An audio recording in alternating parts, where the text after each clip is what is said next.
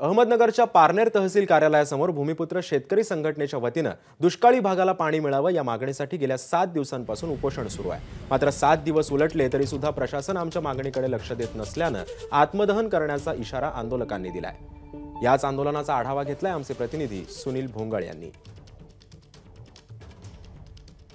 शेतकऱ्यांच्या विविध मागण्यांसाठी भूमिपुत्र शेतकरी संघटनेच्या वतीनं पारनेर तहसील कार्यालयासमोर मागच्या 7 दिवसापासून उपोषण आंदोलन जे आहे ते सुरू असल्याचं पाहायला मिळतं आहे। दुष्काळी भागातील पाण्याचा प्रश्न असेल, शेतकऱ्यांचे इतर जे मुद्दे आहेत, तर हे मुद्दे घेऊन भूमिपुत्र शेतकरी संघटनेच्या वतीने हे आंदोलन खरं तर करण्यात येत आहे। मात्र या आंदोलनाची दखल प्रशासनाकडनं घेतली जात नसल्याचा आरोप जो आहे तर तो उपोषणकर्त्यांनी केलेला आहे। त्यांच्याशी बोलणार आहोत।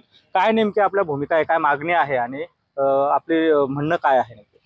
हे बघा, कुकडी प्रकल्पाची निर्मिती नगर जिल्हा, सोलापूर जिल्हा आणि पुणे जिल्ह्याला दुष्काळी गावांना पाणी देण्यासाठी झाली 1966 साली।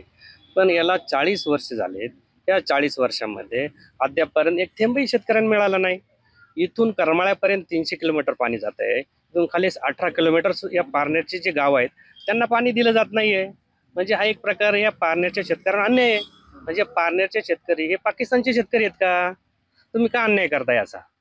आमच्या हक्काचं पाणी आहे, ते आम्हाला मिळालं पाहिजे।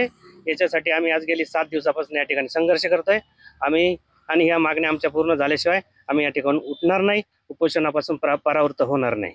एकंदरीत जर बघितलं तर मागच्या 7 दिवसांपासून हे आंदोलन या ठिकाणी सुरू आहे आणि मंत्रिमंडळ बैठकीमध्ये या सर्व मागण्या ज्या आहेत त्या मान्य झाल्या नाही, तर यापुढे तीव्र आंदोलन करण्याचा इशारा जो आहे तर तो भूमिपुत्र शेतकरी संघटनेच्या वतीने देण्यात आला आहे। कॅमेरा पर्सन प्रसादसह सुनील भोंगळे, एबीपी माझा, पारनेर, अहमदनगर। एबीपी माझा, उघडा डोळे बघा नीट।